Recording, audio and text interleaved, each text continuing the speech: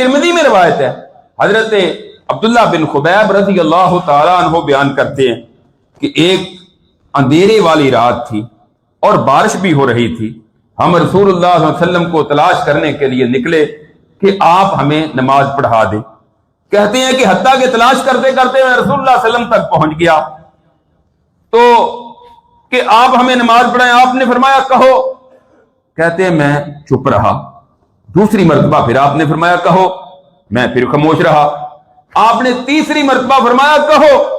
कहते हैं मैंने कहा अल्लाह के रसूल मैं क्या कहूं?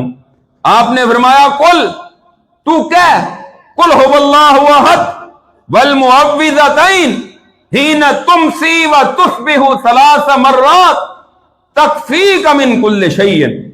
आपने फरमाया हर सुबह जब तू करे और जब तू शाम करे, कुल हुवल्लाहु अहद, मुअव्विज़तैन यानी कुल आऊज़ु बिरब्बिल फलक और कुल आऊज़ु बिरब्बिन नास, ये तीनों सूरतें पढ़ लिया करो तो तेरे लिए 3-3 मर्तबा, ये तीनों सूरतें 3-3 मर्तबा हर सुबह और शाम पढ़ लिया करो, तेरे लिए ये काफी हो जाएंगे।